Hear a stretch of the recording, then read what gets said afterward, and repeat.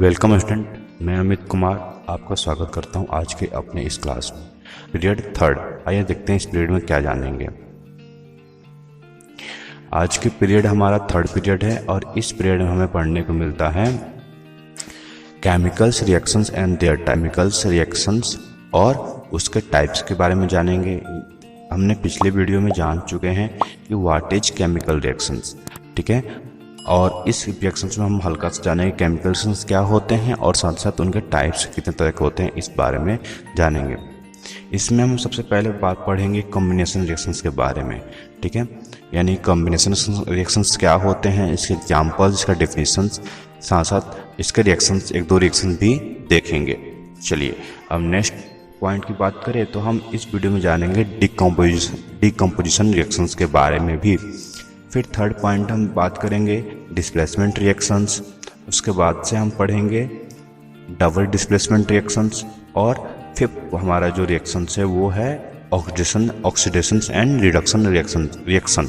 यानी कि हम आज इन पांचों के बारे में अच्छे से स्टडी करने वाले हैं।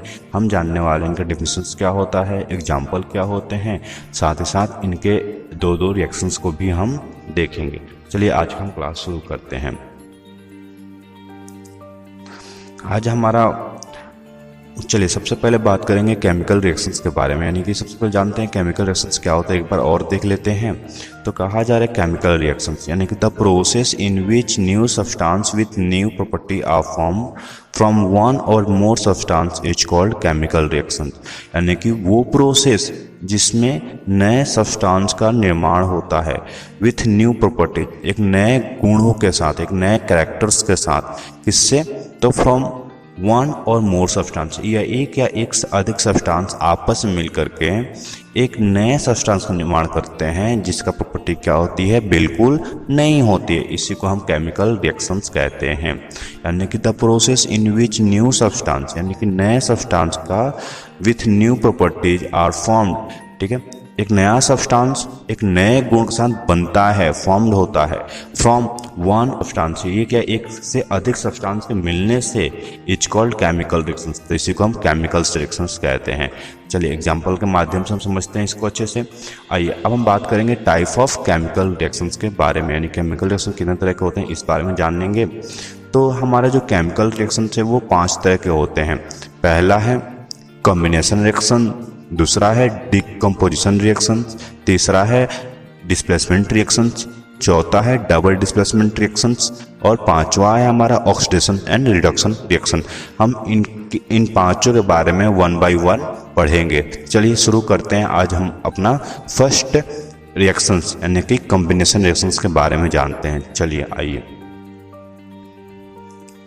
कॉम्बिनेशन रिएक्शंस के बारे में बात करेंगे।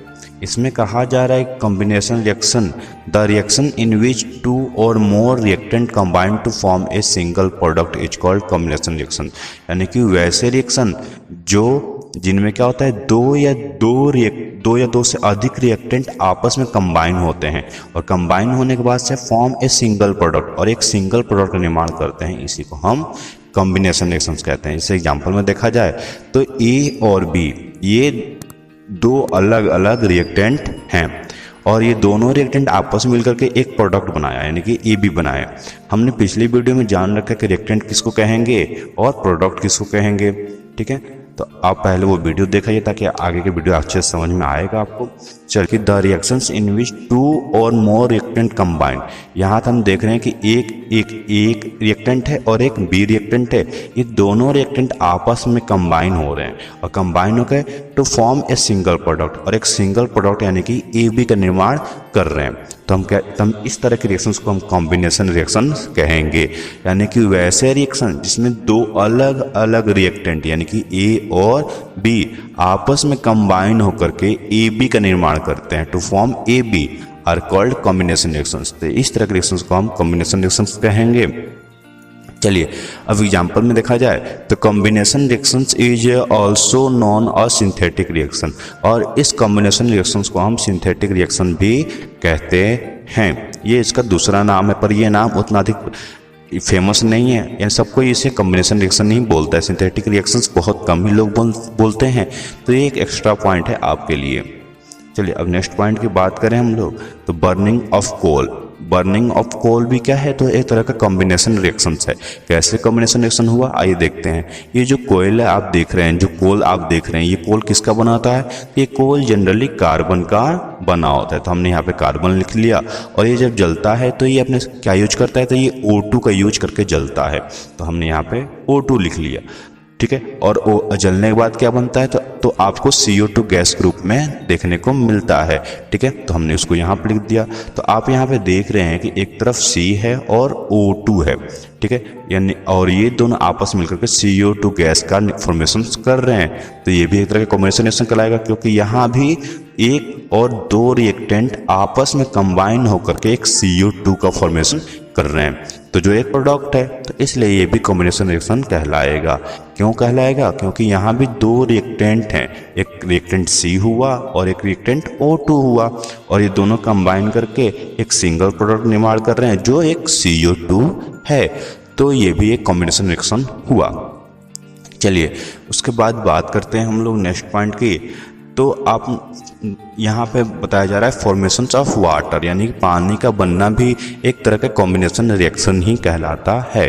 अब बात है कॉम्बिनेशन रिएक्शन कैसे कहलाता है, तो पानी का जनरली केमिकल फार्मूला आप भी जानते होंगे कि उसका H2O हम उसको बोलते हैं। तब ये H2O बनता कैसे है, तो हम देखेंगे कि 2 हाइड्रोजन एटम यानी कि 2 एटम ऑफ H2 और 1 एटम ऑफ O2 के मिलने से वाटर बनता है, ठीक है, H2O बनता है। जैसे कि आप पिक्चर्स में भी देख रहे होंगे, 2 हाइड्रोजन के एटम से एक ये ग्रुप हुआ और एक ये हुआ और एक ऑक्सीजन हुआ, और ये दोनों को आप इन सबको आपस में मिलने से बना क्या, हमारा H2O बना, यानी कि जल बना, वाटर बना, ठीक है। यानी कि 2 H2 के एटम और एक O2 के एटम आपस में मिलकर के H2O का निर्माण कर रहे हैं। तो इसलिए ये भी क्या कहलाएंगे, कॉम्बिनेशन रिएक्शन कहलाएंगे।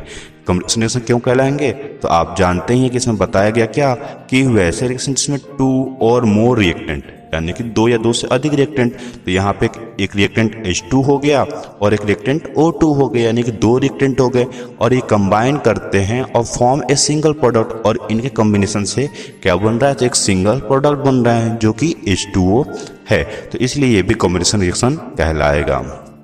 चलिए, तो मैं आशा करता हूँ आपको समझ में आ रहा होगा धीरे धीरे कॉम्बिनेशन रिएक्शन क्या हो गया, कॉम्बिनेशन रिएक्शन क्या होता है समझ में आ गया होगा।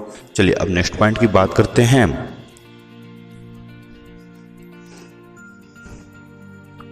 अब हम बात करेंगे एंडोथर्मिक रिएक्शंस के बारे में। आइए देखते हैं एंडोथर्मिक रिएक्शंस क्या होता है। इसके नाम से ही समझ में आ रहा होगा, एंडो और थर्मिक। थर्मिक का एक मतलब होता है हीट, और एंडो मतलब अंदर होता है, यानी कि जिस वो ऐसे ठीक है, और रिएक्शन तो आप जानते ही हैं। चलिए अब इसका डिफिनेशन देखते हैं। तो कहा जा रहा है reactions which take place with the absorption of heat are called endothermic reaction, यानी कि वैसे रिएक्शन जिसमें हीट का क्या होता है, एब्जॉर्प्शन होता है, जिसमें यानी हीट यूज किया जाता है, यानी कि वो एक्शन होने पे हीट का एब्जॉर्ब हो जाएगा, उसी को हम क्या कहते हैं, एंडोथर्मिक रिएक्शंस कहते हैं। जैसे कि आप यहाँ पे देख रहे हैं पिक्चर्स में, एक हमने बीकर लिया है और इस बीकर में एक रिएक्शंस हो रहा है, और रिएक्शंस क्या कर रहा है, तो ये रिएक्शन जैसे ही हो रहा है तो बीकर के टेम्परेचर कम हो जा रहा है, यानी कूलर देन सराउंडिंग हो जा रहा है। अब जैसे ही बीकर का टेम्परेचर कम हुआ तो वो क्या करेगा, तो वो अपने सराउंडिंग एरिया से हीट को लेना शुरू कर देगा, ठीक है। तो यहाँ पे हीट का एब्जॉर्प्शन दिख रहा है आपको, ठीक है। या फिर हम इसका एक और बात करें तो कह रहा है कि reactions which take place with the absorption of lowering the temperature are called endothermic reaction, ठीक है। या फिर ये क्या करेगा, तो ये आसपास के टेम्परेचर को कम कर देगा, इसलिए इसको हम एंडोथर्मिक रिएक्शन भी बोलते हैं। यानी कि वैसा रिएक्शन जिसमें या तो हीट का एब्जॉर्प्शन हो या फिर वो अपने आसपास के टेम्परेचर को कम कर देता हो, इसी को हम एंडोथर्मिक रिएक्शंस बोलते हैं। जैसे कि इस जार में कोई रिएक्शंस हो रहा है और जैसे ही रिएक्शन होगा तो क्या होगा, जार ऑटोमेटिक ठंडा हो जाएगा।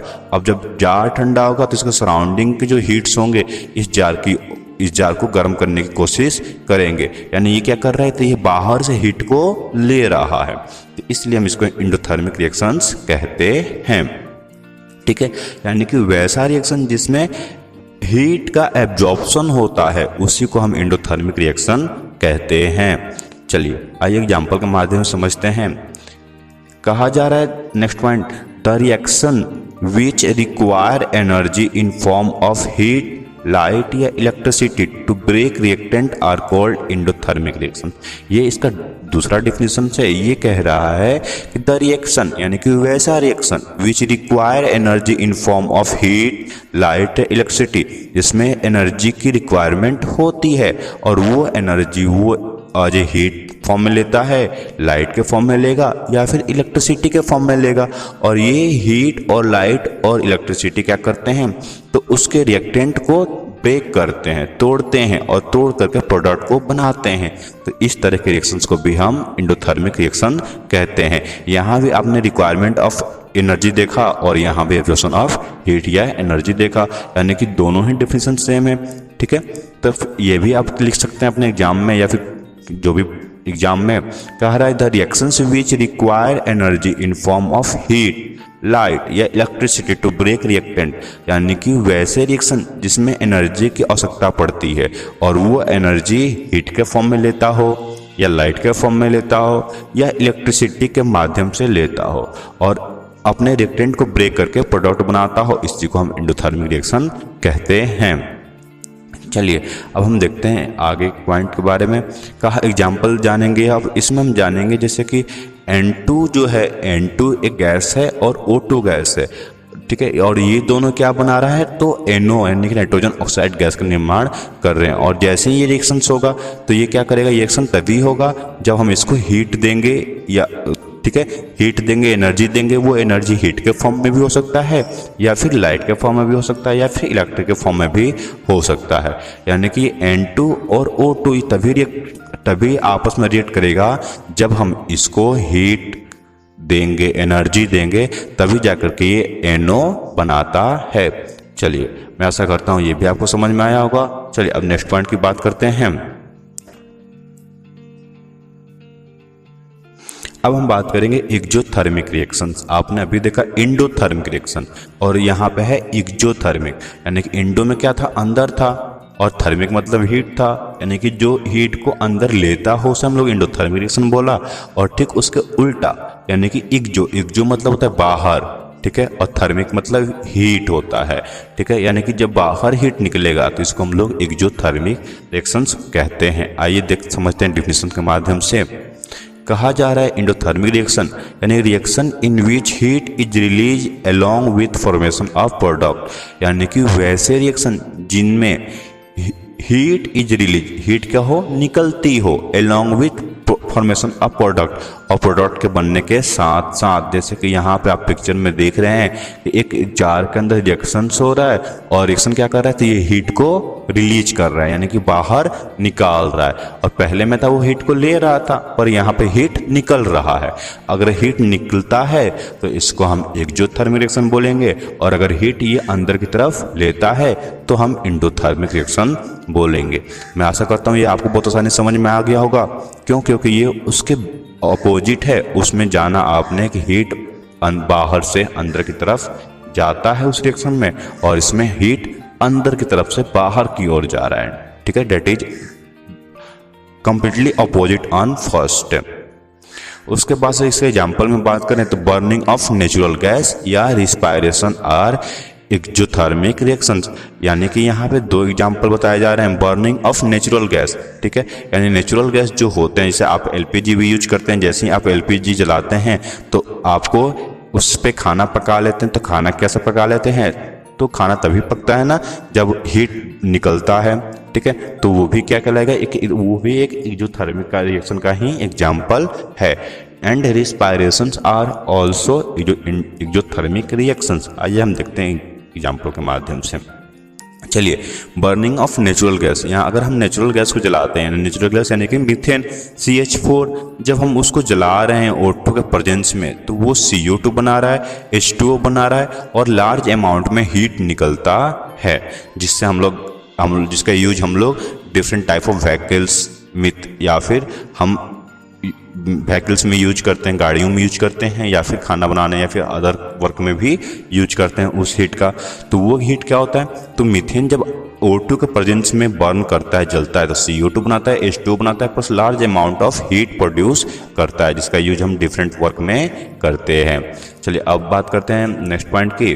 तो कहा जा रहा है रिस्पायरेशन था ना, respiration is are exothermic reactions. आइए देखते हैं। चलिए यहाँ पे 6,6H12O6, ठीक है, ये एक ग्लूकोज है। क्या है? ग्लूकोज है ये, जो हम लोग भोजन एज ए फूड फॉर्म के रूप में लेते हैं। हम भोजन के रूप में इसी ग्लूकोज को खाते हैं, और जब हम ग्लूकोज लेते हैं और वो ग्लूकोज हमारे बॉडी के अंदर जा कर के O2 से रिएक्ट करता है। जो ये O2 हम जो ब्रीथिंग के माध्यम से लिया था, सांस लेने में लिया था, ठीक है, तो ये O2 क्या करता है, तो इस ग्लूकोज के साथ कंबाइन होकर के CO2 बनाता है, साथ ही साथ वाटर बनाता है, और एक बड़ी मात्रा में एनर्जी का निर्माण करता है। तो ये भी क्या होता है, तो ये भी एक्सोथर्मिक रिएक्शन कहलाएगा। क्यों? क्योंकि यहाँ भी जो ग्लूकोज है यानी 6,6H12O6 से जो हमने भोजन के रूप में लिया था, यानी कि जो भी आप चावल दाल ये सब खाते हैं उसमें ग्लूकोज होता है, और ये ग्लूकोज जैसे ही हम O2 के हमारे O2 के संपर्क में आता है बॉडी के अंदर, तो ये CO2 गैस प्रोड्यूस करता है और H2O यानी कि वाटर बनाता है, और साथ साथ एक लार्ज अमाउंट में एनर्जी प्रोड्यूस करता है। और इसी एनर्जी का यूज हम डिफरेंट वर्क में करते हैं, जैसे कि आप अभी सुन रहे हैं, मैं बोल रहा हूँ, ये बोलने और सुनने में भी एनर्जी का यूज हो रहा है, या फिर चलने खेलने कूदने दौड़ने में भी इसी एनर्जी का यूज होता है, ठीक है। यानी जो हम लोग खाना खाते हैं, यानी जो ग्लूकोज हम लेते हैं, वो ग्लूकोज हमारे O2 से रिएक्ट करके एनर्जी प्रोड्यूस करता है, और हम डिफरेंट वर्क करते हैं उस एनर्जी को लेकर के। तो यानी कि इन दोनों रिएक्शंस में, यानी कि इस रिएक्शन में और साथ ही साथ इस रिएक्शन में क्या हुआ, तो इसमें दोनों ही रिएक्शंस में एनर्जी का प्रोडक्शन हो रहा है। तो हम कह सकते हैं ना डेट इज एक्सोथर्मिक रिएक्शन, तो हम इसको एक्सोथर्मिक रिएक्शन बोल सकते हैं। क्यों? क्योंकि इसका डिफिनेशन ही बताया गया, यानी कि वैसे रिएक्शन जिसमें हीट रिलीज होता हो, हीट निकलता हो, उसी को हम एक्सोथर्मिक रिएक्शंस बोलते हैं। तो ये दोनों एक्सोथर्मिक रिएक्शन हुए कि नहीं हुए? क्योंकि दोनों में हीट फॉर्मेशन हो रही है, हीट बन रहा है, ठीक है। आइए नेक्स्ट पॉइंट कहा जा रहा है decomposition of vegetable matters into compost is and exothermic reactions. जो वेजिटेबल्स होते हैं इनका डिकम्पोजिशन यानी कि सड़ना भी, कंपोस्ट में सड़ना भी एक एक्सोथर्मिक रिएक्शन ही होता है। Decomposition of vegetable matter into compost, यानी कि जो भी वेजिटेबल मैटर होते हैं वो डिकम्पोज होकर के कंपोस्ट बनाते हैं, वो भी एक एक्सोथर्मिक रिएक्शंस के ही एग्जाम्पल होते हैं।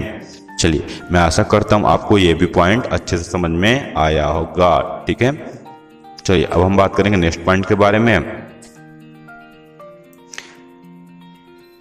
अब हम बात करेंगे डिकम्पोजिशन रिएक्शंस के बारे में, ठीक है। यानी कि अभी आपने देखा कॉम्बिनेशन रिएक्शन, उसमें दो अलग अलग रिएक्टेंट आपस में कंबाइन होकर के एक प्रोडक्ट का निर्माण कर रहे थे, तो उसको हम लोग डिकम्पोजिशन रिएक्शन बोल रहे थे। और यहाँ पे हम बात करेंगे डिकम्पोजिशन रिएक्शंस के बारे में। चलिए आइए शुरू करते हैं। कहा जा रहा है the reactant in which A compound split into 2 और more simple substance is called decomposition reactions. यानी कि वैसे रिएक्शन जिसमें एक कंपाउंड स्प्लिट होता हो यानी टूटता हो, और टूट करके 2 और मोर सिंपल सब्सटेंस का निर्माण करे, तो उसी को हम डिकम्पोजिशन रिएक्शन कहेंगे। यानी कि वैसे रिएक्शन जिसमें एक कंपाउंड स्प्लिट होकर के, टूट करके 2 या 2 से सिंपल सब्सटेंस का निर्माण करेगा, उसी को हम डिकम्पोजिशन रिएक्शन कहेंगे। जैसे आप पिक्चर्स में देख रहे होंगे, ए भी एक कंपाउंड है, और ये कंपाउंड टूट करके एक ए बन जा रहा है और एक अलग बी बन जा रहा है, ठीक है। यानी कि यहाँ पे ए बी एक ही कंपाउंड था, और ये कंपाउंड दोनों अलग अलग बन गए, यानी कि एक अलग एक कंपाउंड बना और एक अलग बी कंपाउंड बना। तो यहाँ पर हम देख रहे हैं ना कि ये जो ए बी है एक कंपाउंड है, ये टूट रहा है, और टूट करके 2 अलग अलग कंपाउंड निर्माण कर रहे हैं, ठीक है। तो इसलिए हम इसको डिकम्पोजिशन रिएक्शन कहते हैं। चलिए अब नेक्स्ट पॉइंट की बात करें, बताया जा रहा है it is opposite of combination reaction. बिल्कुल, तो आपने देखा हो कॉम्बिनेशन रिएक्शन में क्या था कि 2 प्रोडक्ट, 2 अलग अलग रिएक्टेंट आपस में कंबाइन होकर के एक प्रोडक्ट बना रहे थे। और यहाँ पे क्या हो रहा है, यहाँ पे एक रिएक्टेंट टूट करके अलग होकर के दो अलग अलग प्रोडक्ट का निर्माण कर रहा है। तो बिल्कुल हुआ ना उसका अपोजिट, तो हम इसलिए कह सकते हैं ना कि it is opposite of combination reactions. चलिए अब नेक्स्ट पॉइंट की बात करते हैं। जैसे कि यहाँ भी बताया गया एग्जाम्पल में ए बी क्या है, तो ए बी एक रिएक्टेंट है और रिएक्टेंट टूट करके ए और बी दो अलग अलग प्रोडक्ट का निर्माण कर रहे हैं। चलिए अब नेक्स्ट पॉइंट की बात करते हैं। FeSO4 यानी कि फेरस सल्फेट हम यहाँ पे ले रहे हैं और फेरस सल्फेट को जैसे ही हम हीट देते हैं तो ये भी क्या होता है, फेरिक ऑक्साइड यानी कि Fe2O3 में टूट जा रहा है, SO2 और SO3 में भी टूट जा रहा है। या फिर यूं कहें तो यहाँ पे लाइमस्टोन CaCO3 ले रहे हैं और इसको भी जब हम हीट प्रोड्यूस कर रहे हैं तो ये भी क्या हो रहा है, CaO और CO2 में टूट जा रहा है। तो आप दोनों में देख रहे हैं कि दोनों में एक ही प्रोडक्ट है, सॉरी एक ही रिएक्टेंट है, FeSO4 ही है और ये FeSO4 ही टूट करके under presence of heat FeO3 एक प्रोडक्ट बनाया, SO2 एक प्रोडक्ट बनाया और SO3 एक प्रोडक्ट बनाया, यानी कि FeSO4 ही टूट करके तीन अलग अलग तरह के प्रोडक्ट बना रहे हैं। तो ये डिकम्पोजिशन रिएक्शन हुआ। वैसे ही CaCO3 लाइमस्टोन जो एक रिएक्टेंट हुआ और ये एक ही रिएक्टेंट टूट करके, एक ही सब्सटेंस टूट करके CaO और CO2 दो अलग अलग सब्सटेंस का निर्माण कर रहे हैं। एक CaO का निर्माण हुआ और एक CO2 का निर्माण हुआ। तो अब ये जो क्या हुआ, तो ये भी टूट के ही दो अलग अलग सब्सटेंस का निर्माण कर रहे हैं, तो ये भी डिकम्पोजिशन रिएक्शन कहलाएंगे। चलिए अब नेक्स्ट पॉइंट की बात करते हैं। अब हम बात करेंगे इलेक्ट्रोलाइटिक डिकम्पोजिशंस के बारे में, यानी कि ये जो डिकम्पोजिशन आपने देखा अभी, ये तीन तरह के होते हैं, इलेक्ट्रोलाइटिक, फोटोलाइटिक, ठीक है। और आइए इनके बारे में हम पढ़ते हैं वन बाय वन करके। इलेक्ट्रोलाइटिक के बारे में बात कहा जा रहा है कि when decomposition is carry out by passing electricity is called electrolytic reaction, यानी कि वैसे डिकम्पोजिशन जो इलेक्ट्रिसिटी के पासिंग होने से होता हो उसी को हम इलेक्ट्रोलाइटिक रिएक्शंस कहते हैं। ये when decomposition is carry out by passing electricity is called electrolytic reactions, यानी कि वैसे रिएक्शन, वैसे डिकम्पोजिशन रिएक्शन जिसमें इलेक्ट्रिसिटी को पास कराया जाता है और इलेक्ट्रिसिटी पास होते ही होते क्या होता है, तो आइए इसको एग्जाम्पल के माध्यम से समझते हैं। जैसे कि वाटर यानी कि H2O में जैसे ही आप इलेक्ट्रिसिटी पास आउट करेंगे तो वो वाटर टू पार्ट में डिवाइड हो जाएगा, एक H2 का निर्माण करेगा और एक O2 का निर्माण करेगा। जैसे कि आप पिक्चर्स में देख रहे हैं, हमने यहाँ पे एक कंटेनर में O2 लिया है और O2 में हम बैटरी कहने के एक सेल के माध्यम से इलेक्ट्रिसिटी पास आउट कर रहे हैं और जैसे ही पास आउट हमने इलेक्ट्रिसिटी किया तो एक तरफ H2 चला गया, ठीक है, और एक तरफ O2 चला आया, यानी कि जो हमारा H2O था वो टूट करके H2 और O2 में कन्वर्ट हो गया। तो और ये कब हुआ, तो तभी होगा जब हम उसमें इलेक्ट्रिसिटी पास आउट करेंगे, तभी होगा, ठीक है, नहीं तो ये नहीं होगा। ये वाटर H2O जो है वो विदाउट इलेक्ट्रिसिटी पासिंग के नहीं टूटेगा। तो अब ये इलेक्ट्रिसिटी के पास आउट होने से टूट रहा है, इसीलिए हम इसको इलेक्ट्रोलाइटिक डिकम्पोजिशन बोलेंगे, ठीक है। मैं आशा करता हूँ आपको समझ में आ रहा होगा, और नहीं समझ में आ रहा होगा तो एक बार फिर से देख लेते हैं। अभी आपने देखा कि वैसे रिएक्शन वैसे रिएक्शन जिसमें कोई प्रोडक्ट टूट करके बनता हो उसी को हमने डिकम्पोजिशन रिएक्शन कहा था। तो यहाँ देखिए, यहाँ पे H2O जो है ये एक रिएक्टेंट हुआ यहाँ इस समय, ठीक है, और ये एक ही सब्सटेंस है और ये एक सब्सटेंस जैसे हमने उसमें इलेक्ट्रिसिटी करंट पास किया तो वो दो अलग अलग सब्सटेंस का निर्माण कर लिया, एक H2 का और एक O2 का। तो और ठीक है, तो ये डिकम्पोजिशन रिएक्शन हुआ ही, और साथ ही साथ ये क्यों हो रहा है, तो ये तभी हो रहा है जब हम उसमें इलेक्ट्रिसिटी पास कर रहे हैं, यानी कि विद द हेल्प ऑफ, यानी कि it is done with the help of electric current. तो so we call it electrolytic decomposition reactions. चलिए अब नेक्स्ट पॉइंट की बात करते हैं,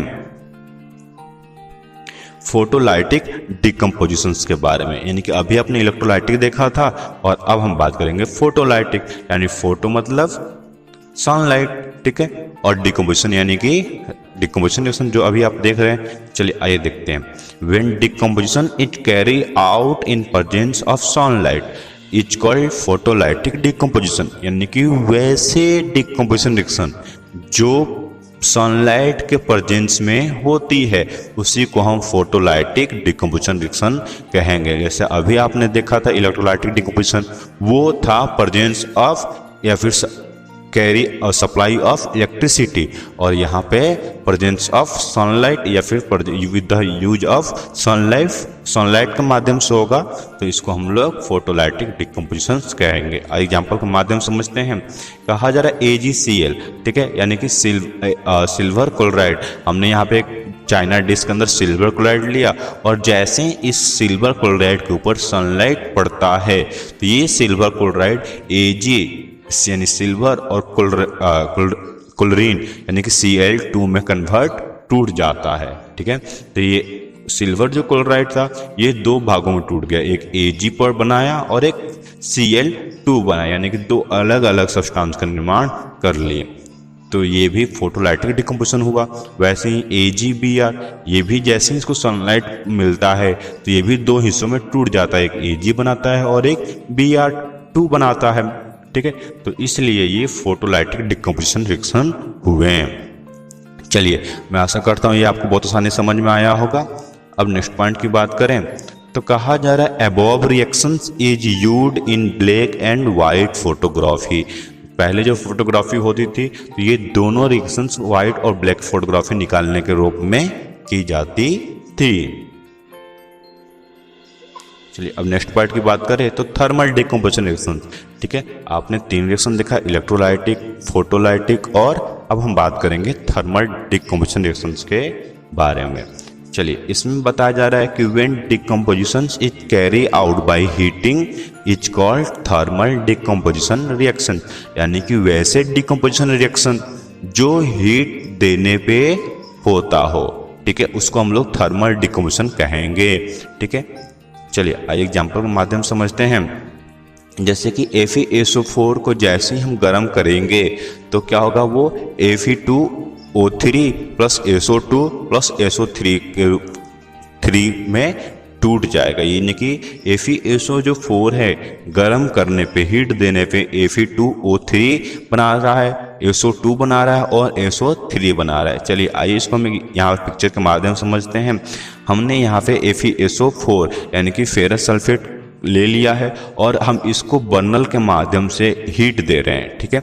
और जैसे ही हमने हीट दिया तो ये Fe2O3 में कन्वर्ट हुआ, साथ ही साथ SO2 और SO3 गैस का निर्माण फॉर्मेशन कर रहा है, यानी कि FeSO4 जो है वो एक सिंगल रिएक्टेंट है और ये सब्सटेंस है, और ये सिंगल सब्सटेंस टूट करके 3 सब्सटेंस फॉर्मेशन कर रहा है, एक Fe2O3 SO2 और SO3 का निर्माण कर रहे हैं। और ये क्यों हो रहा है, तो क्योंकि हम इसको हीट दे रहे हैं तभी ये 3 हिस्सों में टूट रहा है, तो इसलिए हम इसको थर्मल डिकम्पोजिशन रिएक्शन कहेंगे। चलिए अब नेक्स्ट पॉइंट की बात करते हैं। CaCO3, ठीक है, CaCO3 को भी जैसे ही हम हीट देंगे तो ये भी क्या होगा, CaO बनाएगा और CO2 बनाएगा। चलिए मैं ऐसा करता हूँ ये थर्मल डिकम्पोजिशन भी समझ में आया होगा ये, ठीक है। फिर से बता दूं मैं, when decomposition is carry out by heating is called thermal decomposition, यानी कि वैसा डिकम्पोजिशन जिसमें हीट का यूज होता हो उसको हम लोग थर्मल डिकम्पोजिशन रिएक्शन कहेंगे। जैसे कि FeSO4 को तभी ये डिवाइड होगा, तभी ये ब्रेक डाउन होगा जब इसमें हम हीट देंगे और ये हीट पाने पे Fe2O3 SO2 और SO3 का प्रोडक्शन कर रहा हो। चलिए अब नेक्स्ट पॉइंट की बात करते हैं। चलिए आज का क्लास खत्म हुआ, धन्यवाद। आज हमने बात किया क्या, आज हमने इस वीडियो में जाना, यानी कि in this video we read about what is chemical reactions, क्या होते हैं केमिकल रिएक्शन जाना हमने, साथ ही साथ हमने जाना how many types of chemical reactions, chemical reactions कितने तरह के होते हैं और उनके तो आप इनने जाना कि केमिकल रिएक्शन कितने तरह के होते हैं, तो वो 5 तरह के होते हैं और उन पांचों का हमने डिफिनेशन देखा, विथ एग्जाम्पल के माध्यम से भी समझा उसको अच्छे तरह से। और अब हम बात करते हैं कि आपको अगले वीडियो में क्या पढ़ने को मिलेगा, यानी कि in next video we discuss about displacement reaction, double displacement reaction, oxidation reaction, reduction reaction, उसके बाद से कोरेजन और छठवां होगा रेंसिडिटी। ठीक है, यानी कि हम नेक्स्ट वीडियो में इन 6 पॉइंट्स पे बात करने वाले हैं। वो 6 पॉइंट है displacement reaction, double displacement reaction, oxidation reaction, reduction reaction, corrosion और रेंसिडिटी। चलिए, तो मैं आशा करता हूँ आज का क्लास आपको समझ में आया होगा। आज की क्लास में हमने जाना था केमिकल रिएक्शंस क्या होते हैं, उनके टाइप्स, उनके डिफिनेशंस और उनके एग्जाम्पल के माध्यम से उनको अच्छे से समझे हैं। मैं आशा करता हूँ आपको समझ में आया होगा। चलिए, धन्यवाद।